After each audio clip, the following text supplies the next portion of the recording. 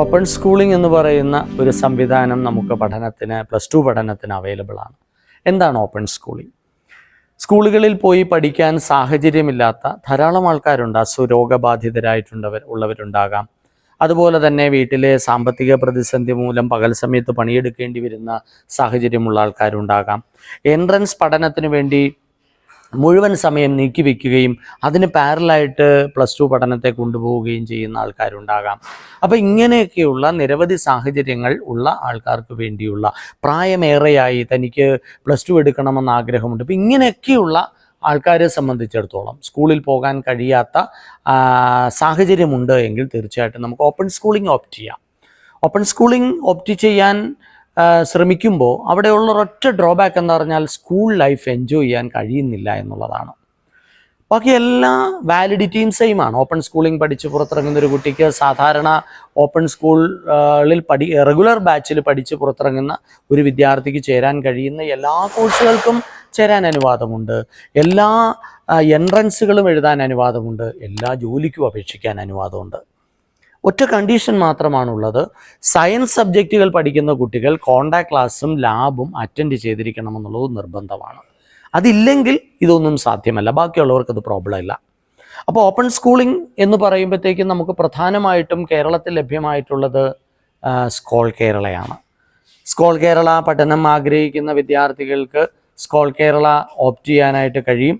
തീർച്ചയായിട്ടും നിങ്ങൾക്ക് അതിനു വേണ്ടിയിട്ടുള്ള സ്കോൾ കേരളയുടെ സൈറ്റിൽ പോയിട്ട് അല്ലെങ്കിൽ നമ്മുടെ അടുത്തുള്ള സ്കൂളുകളിൽ സ്കോൾ കേരള വഴി പഠനം നടത്തുന്ന ഓപ്പൺ സ്കൂളുകളുമായിട്ട് ബന്ധപ്പെട്ട് കഴിഞ്ഞാൽ, സ്ഥാപനങ്ങളുമായിട്ട് ബന്ധപ്പെട്ട് കഴിഞ്ഞാൽ നമുക്ക് രജിസ്റ്റർ ചെയ്ത് പഠനം ആരംഭിക്കാം.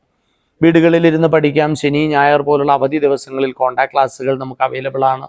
അതെല്ലാം അറ്റൻഡ് ചെയ്തുകൊണ്ട് നമുക്ക് പഠനം പൂർത്തിയാക്കി വേണമെങ്കിൽ ഉപരിപഠനത്തെക്കുറിച്ച് ചിന്തിക്കാനുള്ള, എൻട്രൻസുകൾ എഴുതി മുന്നോട്ട് പോകാനുള്ള, ജോലിക്ക് അപേക്ഷിച്ചുകൊണ്ട് തൻ്റെ കരിയർ ബിൽഡ് ചെയ്യാനുള്ള സാധ്യതകളും സാഹചര്യങ്ങളും സ്കോൾ കേരള വഴി ഒരുക്കപ്പെടുന്നുണ്ട്.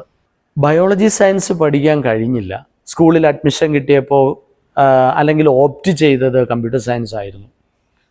മാത്സും ഫിസിക്സും കെമിസ്ട്രിയും കമ്പ്യൂട്ടർ സയൻസും അടക്കമുള്ള മേഖലകളിലാണ് പഠനം നടത്തിയത്. പക്ഷേ കുറേ കഴിഞ്ഞപ്പോഴത്തേക്കാണ് കമ്പ്യൂട്ടർ സയൻസ് തനിക്ക് പറ്റിയൊരു മേഖലയല്ലെന്നും തനിക്ക് മെഡിക്കൽ മേഖലയോടാണ് അതിയായ താല്പര്യമെന്നും മനസ്സിലാക്കിയത്. പക്ഷേ ബയോളജി ഓപ്റ്റ് ചെയ്യാത്തത് കൊണ്ട് മെഡിക്കൽ എൻട്രൻസ് എക്സാമിനേഷൻ നീറ്റ് എഴുതാൻ അനുവാദമില്ല. ഇങ്ങനെ വല്ലാത്ത മാനസിക സംഘർഷം അനുഭവിക്കുന്ന ഒരു വിഭാഗം കുട്ടികളുണ്ട്. അവർക്ക് വേണ്ടി ഏറ്റവും വലിയൊരു തീരുമാനം ഈ അടുത്ത് നാഷണൽ ടെസ്റ്റിംഗ് ഏജൻസി നടത്തുന്ന നീറ്റ് എക്സാമിനേഷൻ എഴുതുന്നതിന് ഒരുക്കപ്പെട്ടിട്ടുള്ള ഒരു സാഹചര്യമാണ് ഓപ്പൺ സ്കൂളിൽ നിന്ന് ബയോളജി പഠിക്കാം പാരലായിട്ട്. അപ്പോൾ ഓപ്പൺ സ്കൂളിൽ നിന്ന് ബയോളജി പാരലായിട്ട് പഠിക്കുന്ന കുട്ടികൾക്ക് എൻട്രൻസ് എക്സാമിനേഷൻ എഴുതാൻ സർക്കാർ അനുവാദം നൽകിയിരിക്കുന്നു. അപ്പോൾ സ്വാഭാവികമായിട്ടും നിയോസ് പോലെയുള്ള സ്കോൾ കേരള പോലുള്ള എൻട്രൻസ് എക്സാമിനേഷനുകളിലൂടെ നിങ്ങൾക്ക് ബയോളജി മാത്രം സെപ്പറേറ്റ് വേണമെങ്കിൽ പഠിക്കാൻ കഴിയും. അതേപോലെ തന്നെ എൻട്രൻസിന് സംസ്കൃതം ഒരു ഭാഷയായിട്ട് പഠിക്കുന്ന കുട്ടികൾക്ക് 8 mark bachelor of ayurvedic medicine എടുക്കാൻ ആഗ്രഹിക്കുന്ന കുട്ടികൾക്ക്, BAMS എടുക്കാൻ ആഗ്രഹിക്കുന്ന കുട്ടികൾക്ക് ഗ്രേസ് മാർക്കുണ്ട്. പക്ഷേ നമ്മൾ പഠിക്കുന്ന വിദ്യാലയത്തിൽ സംസ്കൃതം ഉണ്ടാകണമെന്ന് നിർബന്ധമില്ല. അപ്പം നമുക്ക് വേണമെങ്കിൽ ഓപ്പൺ സ്കൂളിൽ നിന്ന് സംസ്കൃതം പഠിക്കാൻ കഴിയും. അപ്പോൾ അങ്ങനെ നമ്മൾ പഠിക്കാൻ ആഗ്രഹിക്കുന്ന സബ്ജക്റ്റ് ലഭ്യമല്ലാതെ വരുന്ന ഒരു സാഹചര്യത്തിൽ ബയോളജി സയൻസും സാൻസ്ക്രിറ്റ് പോലുള്ള ലാംഗ്വേജുകളും പഠിക്കേണ്ട സാഹചര്യം ഉണ്ടാവുകയാണ് എങ്കിൽ തീർച്ചയായിട്ടും നമുക്ക് അവിടെ ഓപ്പൺ സ്കൂളിൽ നിന്ന് പഠിക്കാനായിട്ട് കഴിയും.